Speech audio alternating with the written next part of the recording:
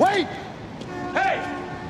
You better find yourself someplace to hide and keep praying nobody ever finds you. Try these on. Look, you crazy mother. Put these on. Hey! Stay away from me! I'm telling you, you dumb son of a... Man, I told you, I didn't want to be in... Look! Look at them, they're everywhere! I don't know. Maybe they can see. Alley, 5th and Spring. Now, hold on. You ain't the first son of a bitch to wake up out of their dream. What's that?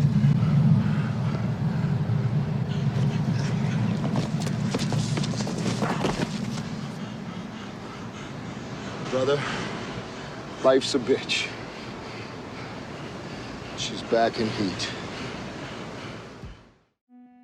Last year, I worked with some friends on reviews for games available on MyAbandonware.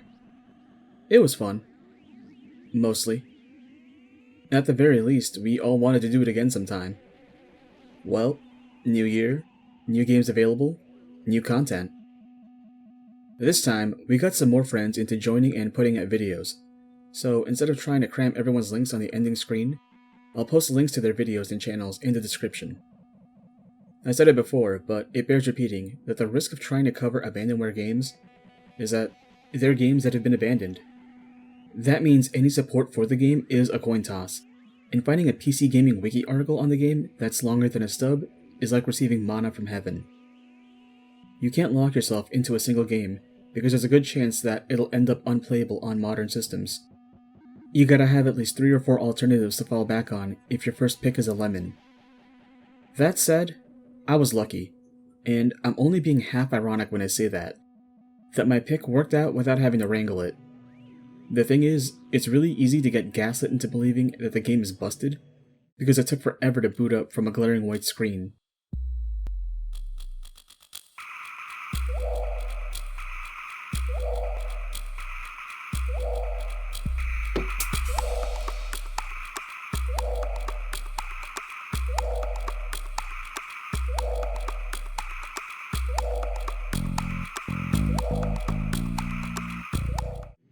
So what game did I choose to cover? Well, I guess you could call it an adaptation. They're Alive is a 2009 first-person shooter by Russian developer Orion. You play as Jim, a working-class everyman living in Higtown.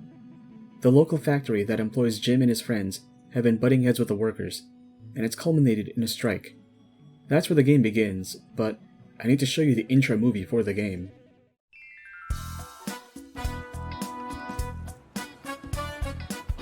And this is Higtown, world famous for its bribery.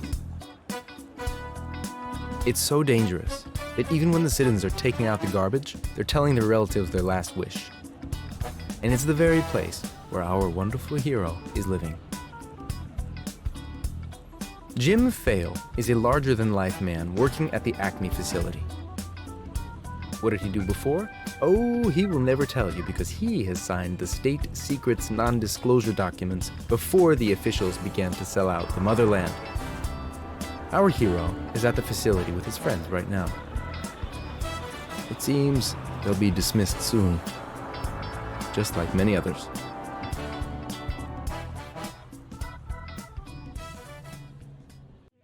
According to the intro, the protagonist's full name is Jim Fail.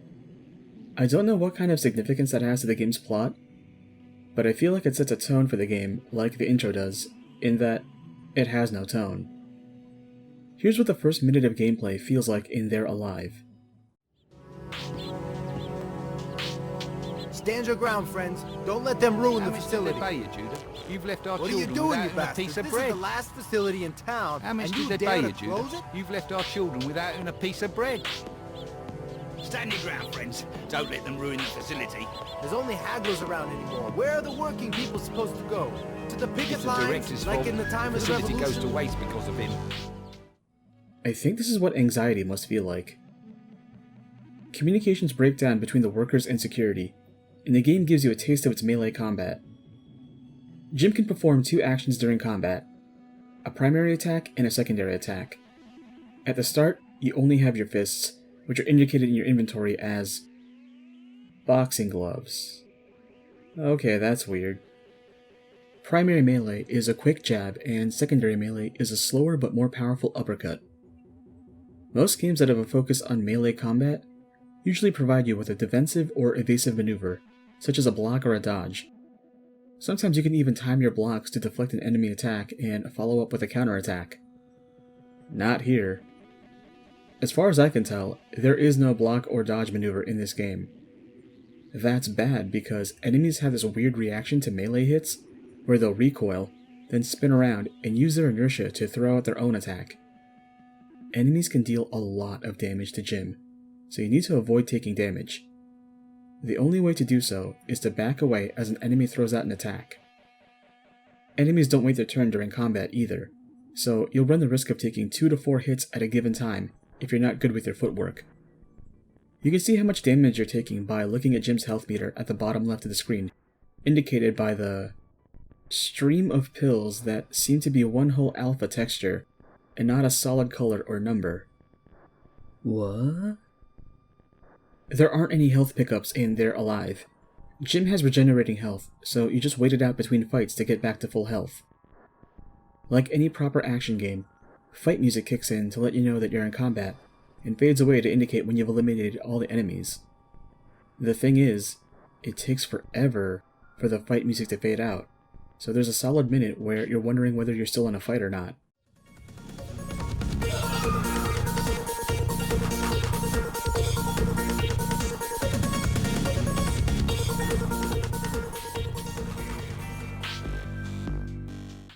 Anyways, once you've taken out the guards in your way, you can make your way into the factory's offices and confront the director.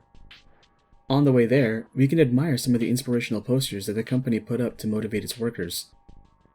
If you peek out of the windows in the stairwells, there are some walls there that remind me of certain locations from the Stalker games. After taking out a few more guards, Jim runs into some doors that require you to interact to open, but before you mash E, look at the icon that the game uses to indicate that an object is interactable. Is that a hand squeezing a stress toy that's shaped like a donut? I swear, it feels like this game reused assets from a point-and-click adventure for its UI elements. Jim eventually reaches a meeting room of sorts, where the environment art suggests that the company holds presentations, as well as displays whatever products it manufactures here. I can't read Cyrillic, but I don't think I need to when it comes to figuring out that something's off here. Every gadget has that same donut thingy from the interact icon incorporated into its design. And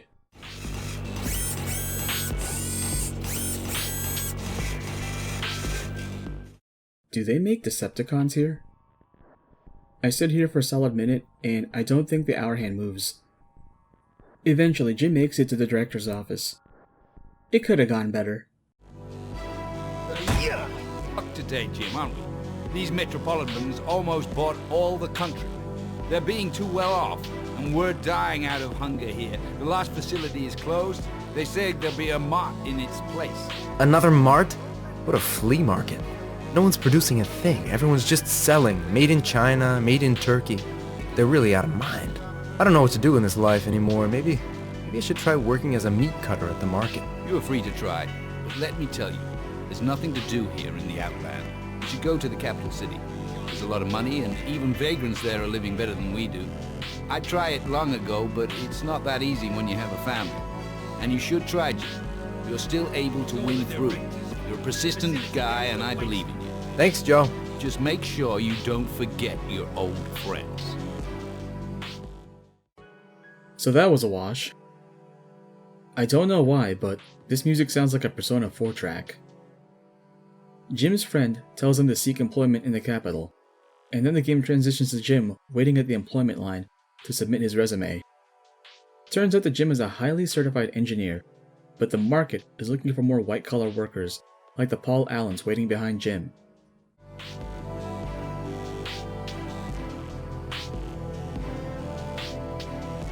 Two higher education degrees, engineer? I'm afraid we've got nothing to offer to you. The only requests are for managers and sales consultants. But I need a job. I have to live. Try a monthly course. Then you'll be able to work as a household appliances salesman. You'll find all the A whole month? I won't survive this. Listen, sister, I really need a job. Even a porter will suffice. Young man, didn't I make it clear? We've got nothing to offer to a person with your background. Get along, don't slow down the line. Next one, please. I'm not skipping the dialogue. Jim is just that rude when he keeps cutting off the clerk before she can finish her poorly delivered sentences. As Jim shoves his hand in his pockets and trudges on home, one of the Paul Allens catches him and offers him a job to deliver a car to a train yard. Sure I will. I'm an engineer myself, but it's not the time to be picky. I really do need the money. Here, this is the address we should go to. Find the foreman there at the warehouse. Tell him you're from Jack. Thanks. I can't thank you enough. You may have saved me from starvation. We'll settle this somehow. One should help the newcomers, especially if he was one himself. If he was one himself. If he was one himself. The train yard is where the game tips its hand. As Jim looks for the person who is supposed to receive the car he's delivering, he finds a muffler pipe and a pair of sunglasses on an oil drum. Jim doesn't have much time to appreciate his new treasures, as it looks like he's about to get ambushed by the Venture brothers. The muffler pipe is a direct upgrade compared to Jim's fists. Primary attack comes out fast, and if you're fast enough, you can cancel an enemy's spinning attack and trap them in an infinite cycle of hit stun. Bonus if you can catch more than one enemy in a hit. The train yard must lead to Dr. Venture's cloning labs because several more Hanks and Deans spawn in to fight Jim. When I streamed this game, someone commented that the game must only spawn 2 at a time to make sure they don't repeat the models. But then the game decided to spawn 2 sets of Venture Boys as he said that. There's no explanation for why Jim's drawn aggro after picking up the shades, by the way. There's a dirty trick in this room where a Dean will spawn behind you to attack while you're distracted with a set of boys. Be careful around this area because hitting a gas canister with an aluminum weapon creates a spark that will cause an explosion and could kill you, but you can use this as a trap if you're slick enough. Look at this. We've got an audience. What you want, dear? I'm just passing by. The best way I could describe these 2 characters are if Cheech and Chong played the Mario Brothers. Hey bro, can I have a gay? Listen to these 2 talk. Looks like that. Rag fair is your heaven, beggar. Yo, check out what he's got in his pocket. Dolce Gabbana, huh? He's in disguise. He's gotta be in disguise. You gotta put that on. It is hip. Respect. Don't you understand? For some reason, these 2 know about Jim Shades. You can equip them with Q, but it places this really ugly filter on screen. Hey, bring me a beer from the icebox. I bought 2 bottles today. Almost full.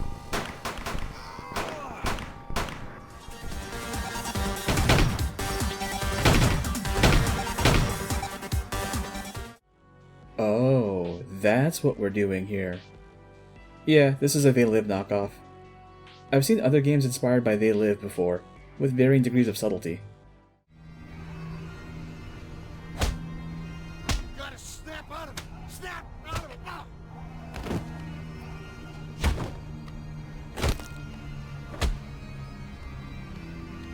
Look, you crazy mother!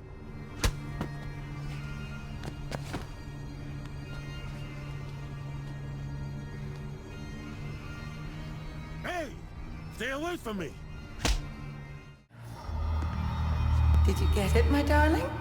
Over $1 trillion. Oh. Soon I will own everything worth owning. I will control the world through debt. I have absolute power. The world is at last your bitch, as am I. Floor 87. This is the finance wing. Those who work here are barely human anymore. They have been corrupted beyond recognition.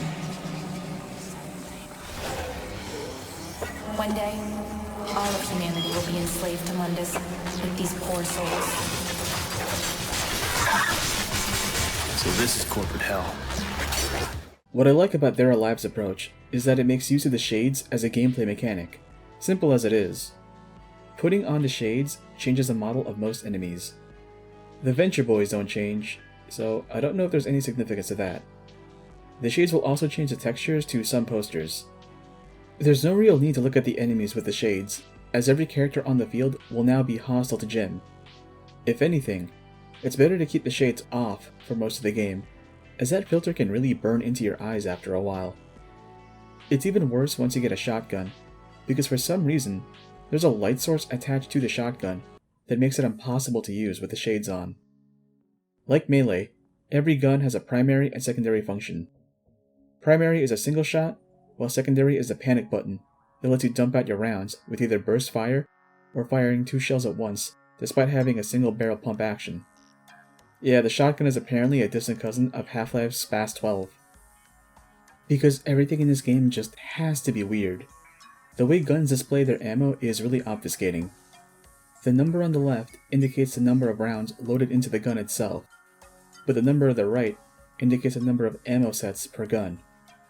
It's not an accurate reflection of the total number of ammo that Jim is carrying at any given time. It's more like the number of boxes of ammo in his possession. You can tell if this is the case whenever you reload a gun and see that the number won't tick down to the exact number needed to refill the load capacity. Also, switching between guns causes a delay because Jim has to complete the transition animation for every gun. You can't use a shotgun until Jim pulls it out and charges the handle. This is the game. Advance in the level, fight off enemies, interact with objects, repeat step 1. Levels are linear and don't have too much ingenuity in terms of arena design. Sometimes you'll need to equip your shades to find objects that are hidden from plain view. So how does the game play? Bad. Holy shit, it's bad. I've played horror shooters before, and I've never felt so much anxiety in those games as I have with They're Alive. I never knew how accurate my guns were at any given time. The revolver seems capable of dropping basic enemies with headshots, and the shotgun can jib heads, but midway through the game, soldier enemies appear, and they force me to change my tactics. Ranged enemies all have hit scan capabilities, and they'll all focus fire you to death. It's really easy to go from full to no health in a matter of seconds if you don't plan your strategy out in a given arena. I made full use of the quick save quick load functions for this game. Soldiers carry assault rifles and are very resistant to bullets. What I learned to do was abuse a pathfinding AI so that I'd place myself outside of the enemy's range, causing them to reposition themselves. When an enemy is running, he's not shooting, so I can mag dump my assault rifle into him before he settles in. There's a specific part in a parking garage where I abuse a choke point by hiding around a van and catching enemies off guard. These aren't the worst enemies, by the way. That title goes to the robots that disguise themselves as call boxes. Not gonna lie, I was pretty grossed out by these at first because they mimic something familiar and then turn out to be a hostile enemy. I was worried that it was going to be a thing I had to look out for during the later sections of the game. Luckily, they're the only type of enemies to do so, and they stop hiding once you delve further into the game, because there aren't any places for them to hide. Just to catch everyone up on where we are, Jim went from a train yard to an industrial park, where he found the door to an alien base inside a warehouse with his shades. Jim saw 2 police officers talking about a signal emitter that is being broadcasted over the city, and thinks that he should destroy it. According to our data, no one guesses about the object's true purpose. Everyone's assured that one of the local cellular operator expands its signal. Excellent. We were never closer to our dearest wish. Once the super hypno emitter starts working, millions of natives will dash into the shops to buy the goods and run into our banks for the credits. They will all become our slaves. Jim then doubles back to the industrial park and reaches a parking garage that leads to the office where the signal emitter is situated. I like the transition between the parking garage and the office. It's cinematic in a way that I wasn't expecting from this game. The final enemy type makes its appearance in the office. These office drones turn out to be androids if you put on the shades, and they all have the same stiff walk animation and carry that tiny pistol that Will Smith had in the first Men in Black film. That pistol is just as powerful in this game. It drops Decepticons with 3 shots, but those shots are rare and precious, so you can't just waste them on trash enemies. I developed a threat assessment procedure in every fight for this game. 1. What types of enemies am I facing? 2. How much ammo do I have for all of my weapons? 3. How much cover does a given arena provide? I had to balance these factors in my head in any given encounter in order to survive. I've never had to do that kind of risk analysis in any other game. Reaching the top of the building shows that it's still under construction, and putting on the shades shows that there's a teleporter that brings you into the mothership. This is the most interesting looking area in the game, but it's also the hardest. The game just packs this level full of Decepticons, soldiers, and agents that replace the drones. The cool thing about this map is the environment art showing people trapped in pods. There's a robotic hand that picks up and drops off these pods containing various enemies. As rough as this game looks and plays, I gotta give it to the animators for putting some personality into this arm. After this gauntlet of a level, Jim faces off against the final boss. The true challenge is to not laugh when you hear its voice. So you came. My race almost conquered your country, soldier. Just as many others before you. You owe us all your flats and cars and possessions, everything due to us. We're the pinnacle of the galactic evolution, and you're just too miserable to even cross us. You've contaminated your own planet. The planet used to be the picnic place for all the spies in the galaxy. You don't deserve to live here, and you are the last part of this. Look here. This is the last citizen of this town, and you got mad on this consumption. Now your power here is absolute. We will turn this world into a blossomy garden, but you won't live to see it. Now, die! What made this even funnier for me the first time I heard this was that I fell into one of the faults in the level and was basically dead, but when the boss started his monologue, Jim was frozen in place and couldn't do anything. But you won't live to see it. Now, die!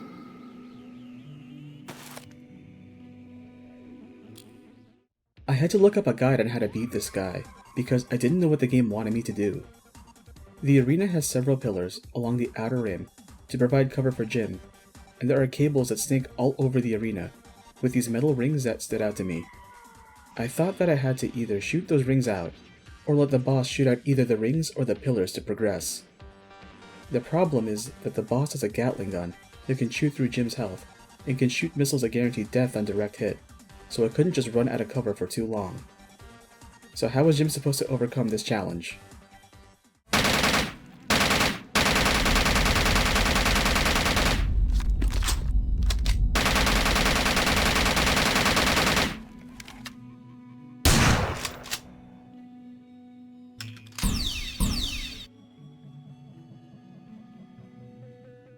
Yeah, sometimes overthinking a boss encounter will cause you to waste an hour of your life repeating the same dialogue over and over again. It's especially bad because the game liked to crash a lot around this section. It's crashed intermittently throughout the campaign, but for some reason, it just can't handle a fail state here. So what resulted from Jim destroying the mothership and quelling the invasion? Who are you? Manager? Go to hell, manager! There are too many of your kind. Who are you? Get lost. An engineer? We really need this kind of professionals. There are a lot of vacancies. Let me show you the whole list, so that you could choose a decent place for yourself. Wait a moment, please. Now that's more like it. Society no longer needs management types because the market is saturated. Now they need more engineers, and Jim just so happens to have 2 engineering degrees. That's They're Alive. It's a weird game. It was rough and frustrating at times, but I didn't hate it the way I did Infernal or X2, because there was so much charm to the game. And also, more importantly, it was short. If I ran the game again, knowing what I know now, I could clear the game easily in under 4 hours. The atmosphere is hard to describe, but I liked what I saw, and this game got me to finally watch They Live, so that's good. They're Alive is available on MyAbandonware, but I don't think I can recommend playing it. If you try to boot it up, you might think that the game is broken and end its task before it finishes starting up because of how long it takes to change from a white screen, and the combat encounters really don't justify the experience.